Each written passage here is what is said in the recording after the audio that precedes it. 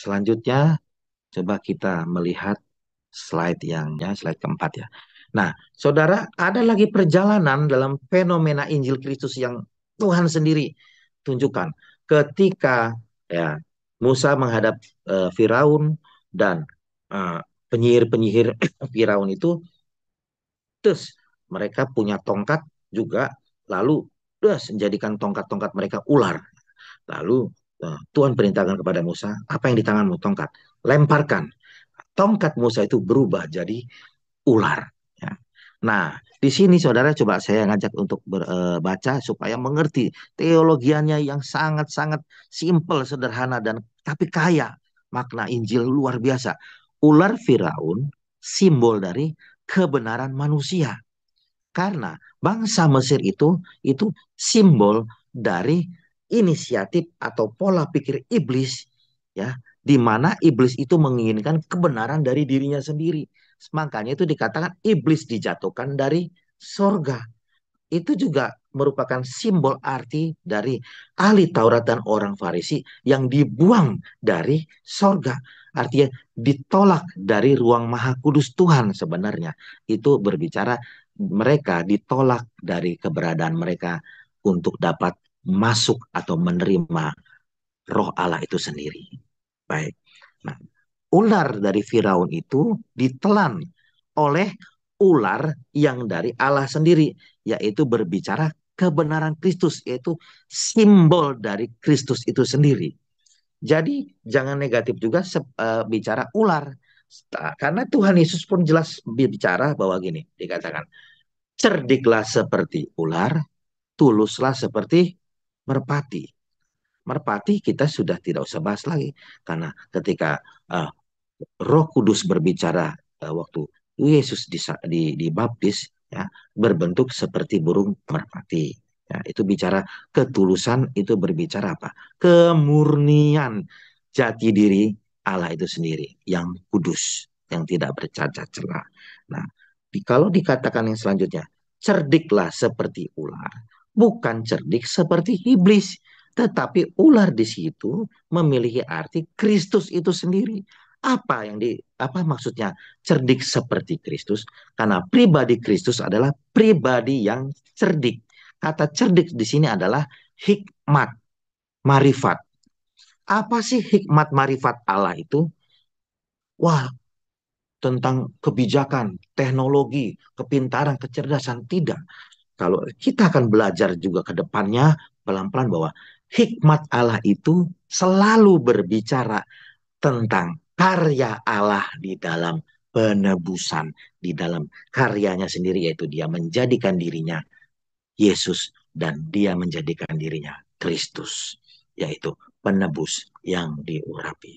Nah, masuk kepada pengertian tadi, saudara, kita harus mengerti bahwa sebuah kebenaran ini sungguh luar biasa, bahwa cerdik seperti ular itu berbicara memiliki hikmat marifat tentang karya Allah. Ya, seperti ditampilkan oleh Kristus itu sendiri. Itu ya pengertian dari cerdik seperti ular. Makanya Tuhan Yesus pun nasihatin kepada murid-muridnya. Tuluslah engkau seperti merpati. Artinya engkau harus tulus berbicara bahwa engkau tidak boleh memakai atribut sedikit pun kemanusiaanmu untuk dapat berdiri di hadapan Allah. Tuluslah, yaitu artinya engkau mengosongkan dirimu. Karena burung merpati itu sebelum dia hafal jalan, dia itu otaknya itu kosong. Lalu dia harus diisi dengan apa? Dengan sebuah perjalanan dulu. Jadi burung merpati itu untuk dapat mengantarkan misalkan surat ya dari satu kecamatan, satu kelurahan ke kelurahan lain, kita harus tahu budayanya. Burung merpati itu dibawa dulu, diterbangkan pelan-pelan. Nah, yang punya merpati ini jalan. Nah, lalu burung merpatinya hinggap lagi di badannya. Jalan ke kanan, ke kiri, 500 meter, 1 kilometer. Nah, setelah itu burung merpatinya dibalikin lagi ke asal mulanya, ke tempatnya. Maka burung merpati itu ketika dilepas, dia bisa berjalan dari tempat awal ke tempat tujuan, namun dia sudah dilatih dulu. Nah, artinya ya tentang budaya burung merpati ini pun harus kita mengetahui bahwa burung merpati ini berbicara pribadi Kristus itu juga sendiri yang tulus, yang sudah diberitakan oleh Allah kepada dirinya di dalam Kristus itu bahwa Kristus Yesus itu engkau harus mati. Nanti begini loh perjalanan kematianmu. A, B, C, akhirnya kau mati. Namun engkau akan dibangkitkan. Maka setelah itu kejadiannya, Yesus itu lahir, dia sudah tahu perjalanannya. Sudah tahu. Sebab dia itu burung merpati disimbolkan. Yang sudah diberitahukan oleh roh Allah sendiri. Bahwa engkau akan mati ya. Engkau akan ditangkap ya. Dan engkau akan diadili. Dan engkau akan menerima ganjaran atas hukum Taurat. Dan engkau akan dibangkitkan. Dah. Dan walaupun sempat mau digoyahkan oleh karena kemanusiaannya itu di Taman Getsemani. Ya kalau bisa apa namanya lalukanlah cawan ini daripada. Saudara, begitu kayanya fenomena Injil Kristus yang ada di kejadian demi kejadian di Alkitab. Dan saya benar-benar haus meneliti itu secara pribadi. Saya teliti, saya minta tuntunan dari sang ular ini, yaitu Kristus itu sendiri. Nah, juga perlu diketahui, ya, selanjutnya, slide selanjutnya, kita akan melihat lagi Kristus itu ya dalam fenomena Injilnya, Injil Kristus, yaitu ketika bangsa Israel di padang gurun bersungut-sungut, mereka dipatok sama ular tedung. Ya. Ular tedung itu kita baca simbol, slide yang nomor 5 ya. Ular tedung itu simbol dari sangat hukum Taurat dalam teologianya ya. Ular tembaga itu simbol dari Kristus yang digantung di atas palang, di mana tembaga adalah warna logam yang merupakan simbol dari murka Allah. Jadi warna tembaga di dalam budaya Yahudi itu berbicara kemurkaan, kemuraman Allah. Nah, dan satu hal, Kristus itu disimbolkan dengan ular tembaga. Di sinilah jelas muncullah fenomena Injil Kristus. Di mana barang siapa yang telah dipagut ular, artinya barang siapa yang telah kena sengat hukum Taurat, itu diminta oleh Tuhan melalui Musa. Lihat ular tembaga yang digantung di palang itu yang telah dikirimkan sengat hukum Taurat yang sedang engkau alami ketika engkau memandangnya, memandang kebenaran bahwa Kristus telah menerima sengat hukum Taurat, yaitu apa? Alam maut. Alam maut yaitu berbicara bukan neraka yang dibakar-bakar, tetapi alam maut berbicara keterpisahan dengan Allah. Karena kita nggak boleh hidup sebagai orang Kristen dipengaruhi oleh ajaran agamawi. Bicara maut itu neraka. Sebab nggak cocok dengan semua ayat. Contohnya yang dikatakan ayat-ayat Injil ini. Oleh Roma 3, oleh karena semua manusia telah berdosa dan telah kehilangan kemuliaan Allah. Nah, itu maut. Kehilangan roh Allah, terpisah dari roh Allah. Oke. Kita lihat saudara bahwa kembali lagi bahwa fenomena Injil Kristus ada pada kejadian di mana ular tembaga digantung, yaitu simbol dari Kristus itu sendiri. Baik, selanjutnya kita lihat slide selanjutnya, slide nomor 5 ya, nomor 6 ya. Jadi saudara, eh, pembahasan kita tentang fenomena Injil Kristus itu begitu kayanya. Dan sebenarnya ya, saya selama pelajari pelan-pelan, Tuhan tuntun saya. Saya melihat loh, ternyata urusan Tuhan dengan kita, itu urusan utama adalah apa? Bicara apa? Hidup memiliki rohnya kembali. Di mana itu merupakan suatu kebahagiaan yang terbesar, yang terutama. Sebab manusia hanya sering berpikir secara dagingnya. Kebahagiaan ada duit banyak, keluarga bahagia, itu kan memang kebahagiaan. Tetapi hal yang juga harus diketahui bahwa kenyataannya mengenai hidup kekal ini sepertinya kurang dimengerti dengan benar. Taunya hidup kekal di sorga, indah, ada bangunannya, istana megah, ada Tuhan Yesus sebagai raja, lalu ada ini itunya lah, tempat tinggal, ada rumahnya, kalau rumahnya besar segala macam ya. Itu terserah masing-masing. Namun itu kalau kalau pernah saya pelajari, ternyata itu adalah filsafat bangsa Romawi yang diciptakan, dilahirkan atas kerjasama yaitu filsuf-filsuf Yunani dan filsuf-filsuf Romawi menciptakan deskripsi sorga, deskripsi neraka, sehingga ya, fenomena Injil Kristus itu dibuyarkan sehingga yang ada adalah apa? Aku melakukan perbuatan baik, kejar begini-gini, supaya aku dapat surga. Kalau enggak, aku masuk neraka. Itulah yang dikatakan dalam Lukas 16 ayat 16. Injil ayat 17-nya dikatakan, Injil itu diserongkan dan berebut orang untuk menggagainya. Jadi diperkosa Injil itu sejak zaman Yohanes Pembaptis. Baik, saudara, kita lihat slide-nya. Ya, slide-nya bahwa karena begitu besar kasih Allah akan dunia ini sehingga ia telah mengaruniakan anaknya yang tunggal supaya setiap orang yang percaya kepadanya tidak binasa melainkan beroleh hidup yang kekal. Tidak binasa di sini sudah jelas bahwa tidak memiliki ketelanjangan. Sebab semua ayat Injil itu komprehensif.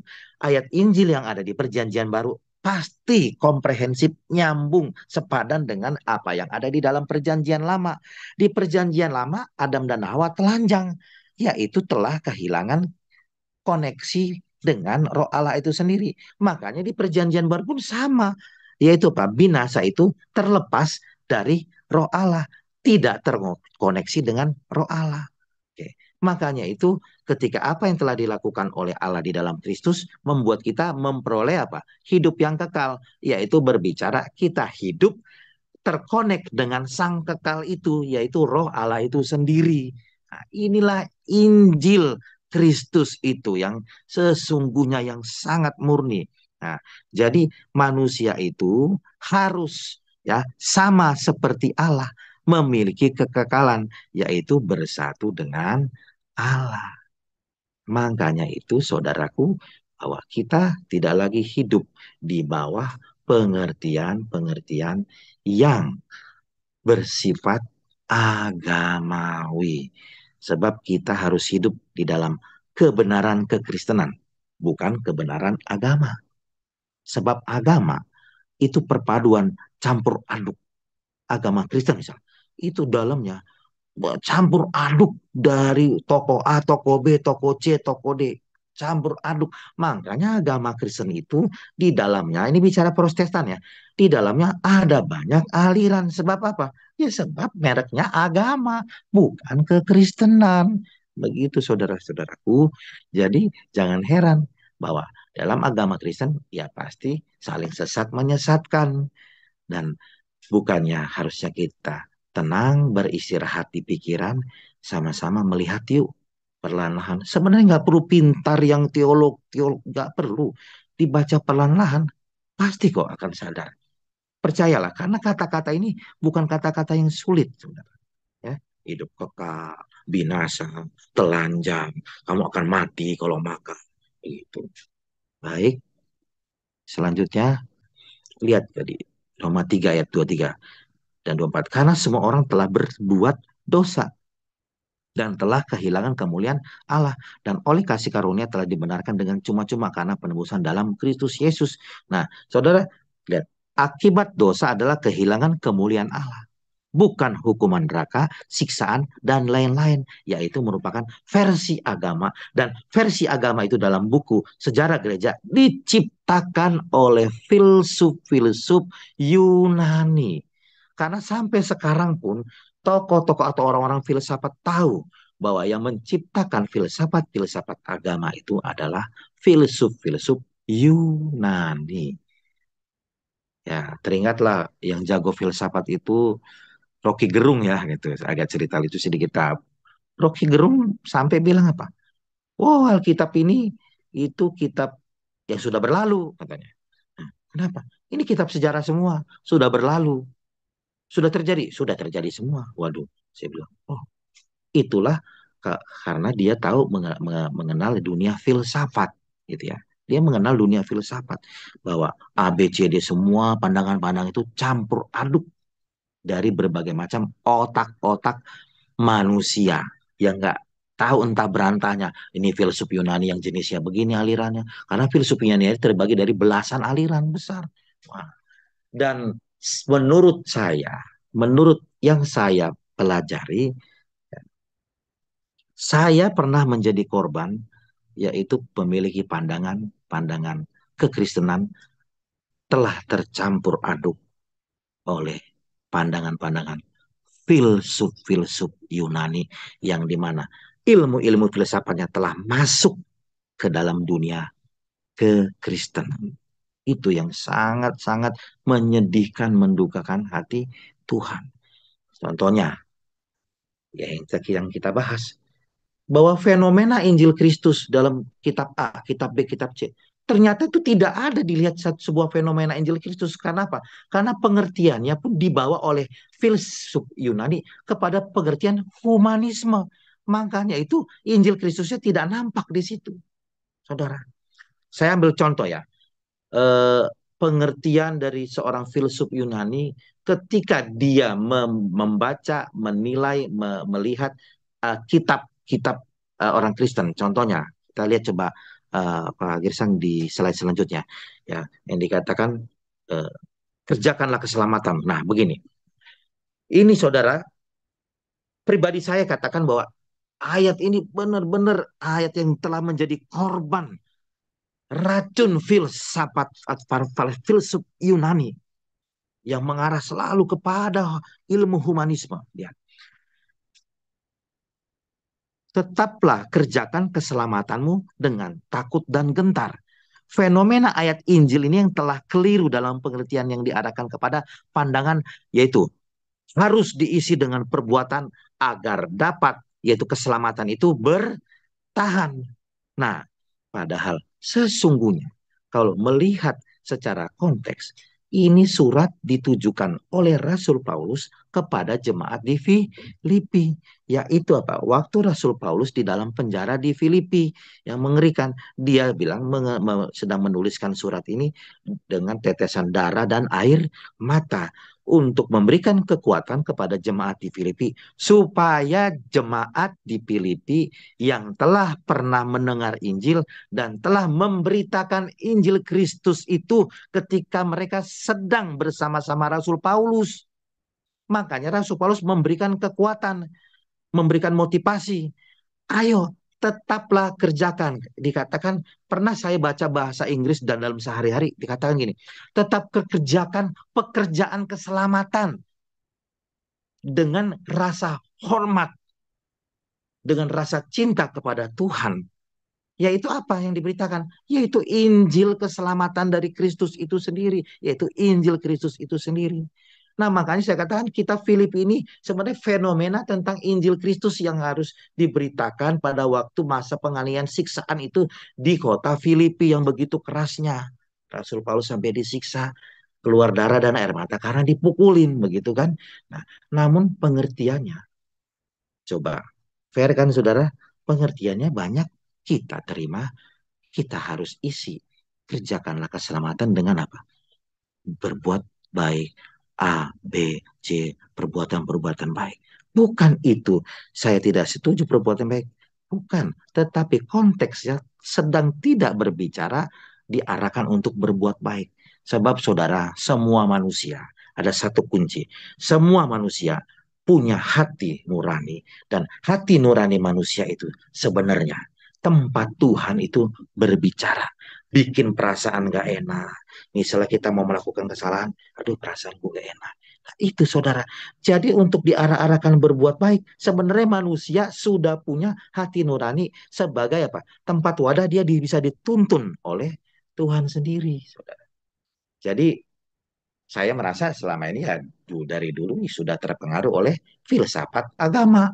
Dan saya merasa agama Kristen saya telah terkamiri, telah terkontaminasi dengan ilmu-ilmu filsafat agama dari para filsuf Yunani. Dan juga perlu diketahui dalam buku sejarah gereja, didapati puluhan orang-orang Yunani yang bertobat, dan ternyata mereka adalah orang-orang filsuf-filsuf yang belum mengalami renew mind, ya, belum mengalami perubahan pikiran. Mereka hanya sebatas menerima, oh ya, Yesus Kristus menebus dosa. Seperti itu aja udah. Tetapi mereka tidak diperbarui oleh karena kehendak mereka sendiri. Kenapa? Karena kerjaan mereka adalah seorang filsuf dan mereka dibiayai, dikasih makan, dihidupi, dikasih tempat tinggal semua para filsuf-filsuf itu. Baik, demikian ada slide terakhir ya. Oke, nah, satu lagi. Dan juga ini sebuah fenomena Injil Kristus, saudaraku, yang mengatakan gini. Dan campakkanlah ah, hamba yang tidak berguna itu ke dalam kegelapan yang paling gelap. Di sanalah akan terdapat ratap dan kertak gigi. Makna tentang akibat menolak Injil Kristus dan perlu diluruskan. Arti ratap dan kertak gigi di sini ya. Nah, pengertiannya sudah pasti pada umumnya ratap tangis ya yang kita kenal dan kertak gigi pasti berpikir apa? Dilempar ke neraka, betul kan? Ini siapa nih? Seorang hamba yang di mana nih Alkitab ada cerita? Ya ada cerita yang tentang seorang hamba yang nggak mau menolong orang lain yang susah.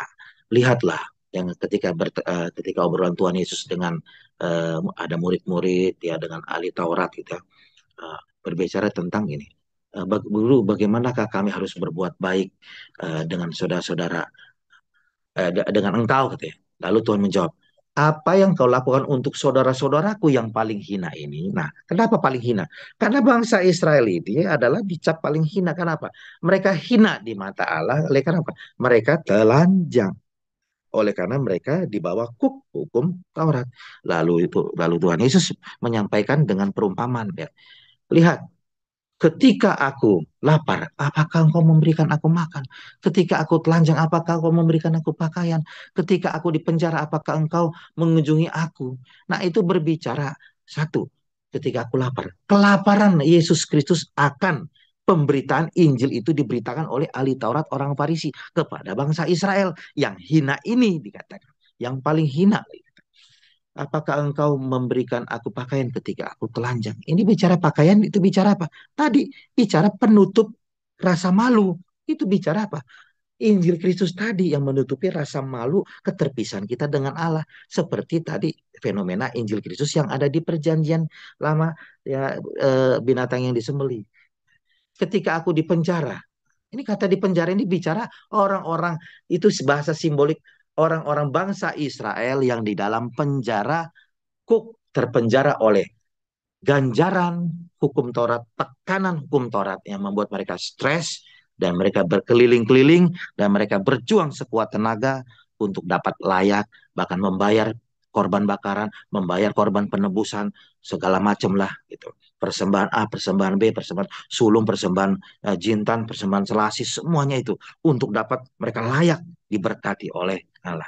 Nah, itu semuanya dialami oleh bangsa Israel. Dan pengertian yang ayat ini sudah saya sampaikan, ratap tangis, ya, ratap dan kertak gigi, ini mengarah kepada suatu nubuat yang akan terjadi kepada bangsa Israel, di mana bangsa Israel akan mengalami ratap dan kertak gigi pada waktu masa penganiayaan besar, di mana bersamaan dengan bait suci dihancurkan, bangsa Israel, orang-orang rakyat Israel itu sangat sangat sangat luar biasa banyaknya, ratusan ribu bahkan jutaan itu dibunuh, dilempar kepada uh, Gehenna, tempat pembuangan, tempat pembakaran, di mana di kitab sejarah posisinya di sebelah bait suci dan tidak jauh dari situ. Nah, saudara, pengertian ini pun sebenarnya tentang fenomena Injil Kristus yang ditolak oleh bangsa Israel, ahli Taurat dan orang Farisi. Seperti itu, saudara. Baik, slide terakhir ya. Nah, Lukas 17 ayat 6.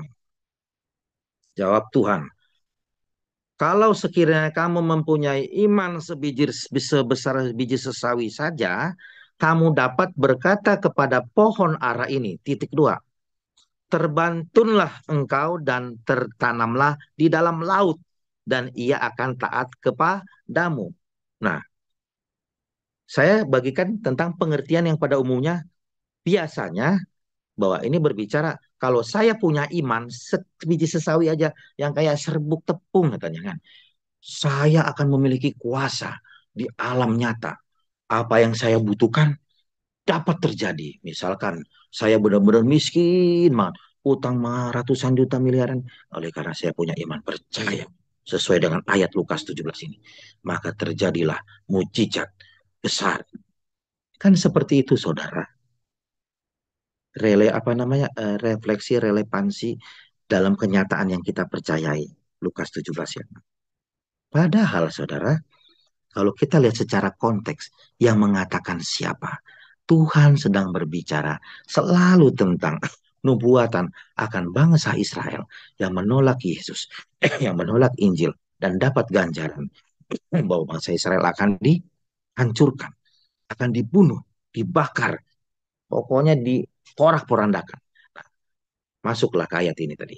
Kalau sekiranya kamu mempunyai iman sebesar biji sesawi saja, saudara, kita melihat ya iman. Kata iman ini sesungguhnya di dalam teologi, hermeneutika, tafsir yang konteks, itu iman selalu berbicara tentang atau hal Kristus di dalam bayang-bayang. Karena dalam konteks Injil, iman itu dikenal sebagai Kristus di dalam bayang-bayang. Atau juga disebut Kristus di dalam nubuatan.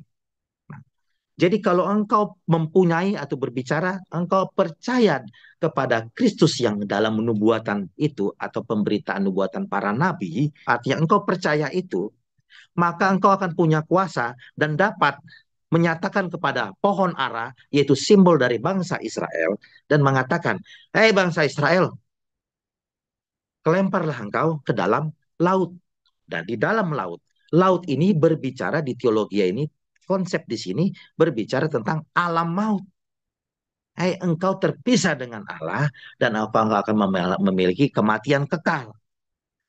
Dan ia akan taat kepadamu. Bicara apa? Bicara sesuatu yang kau katakan itu akan terjadi. Artinya mengerucut kepada yaitu di mana Tuhan Yesus ini sedang berbicara tentang penghancuran bangsa Israel di dalam action yaitu bangsa Roma menghancurkan bait suci. Nah, bait suci ini dilempar ke dalam alam maut. Artinya bait suci ini akan mengalami kemusnahannya. Dan percayalah, itu akan terjadi. Dan kamu akan selamat dari hal itu. Kamu punya kuasa. Dan kamu katakan tertanamlah di dalam laut. Artinya apa? Engkau sedang melemparkan alam maut itu menyatakan bahwa engkau sudah terpisah dengan bait suci itu. Maka bait suci itu pun tidak akan lagi hidup menguasai kamu. Sebab apa, saudara? Sebab bait suci ini adalah hal yang sangat-sangat dibenci oleh Tuhan. Sebab oleh karena masih adanya bait suci ini, maka fenomena Injil Kristus itu, lihat, dalam fenomena Injil Kristus pada waktu mengarah kepada tahun 60-an, itu Injil Kristus itu diterima tapi dicampur aduk lagi dengan hukum-hukum yang lama. Sehingga dikatakan waktu Tuhan itu memberitakan kepada jemaat di Efesus ya, engkau tidak panas, oh sorry bukan di Efesus, engkau tidak dingin, tapi engkau suam-suam. Itu berbicara engkau tidak Injil murni full dan engkau juga tidak hukum Taurat full, tapi engkau suam-suam, yaitu itu berbicara pencampuran dari hukum kasih karunia dengan hukum Taurat itu. Maka engkau akan aku muntahkan dari mulutku. Artinya apa? Engkau dikeluarkan atau engkau terlepas terpisah dari Kristus itu sendiri. Seperti itu saudaraku. Maka genaplah semua hal ini dalam Lukas 17 ayat 6 dan dalam kitab Wahyu 3 juga. Nah, saudara, dan eh, pada siang hari ini semua tentang fenomena Injil Kristus yang telah saya bagikan, kiranya saudara dapat menangkapnya dengan sederhana dan silakan moderator untuk kepada tanya jawab dan selanjutnya. Terima kasih. Tuhan Yesus memberkati kita. Amin. Ya, baik, Pendeta Nenses Simanjuntak, uraiannya begitu jelas tentang fenomena Injil dan banyak fenomena Injil yang akhirnya terungkap dalam satu pemahaman yang jelas tentang banyak kata-kata kiasan yang maksudnya tertentu dalam dan bisa dijelaskan dengan baik. Dan saya percaya semua teman-teman juga akan banyak bertanya tentang hal ini.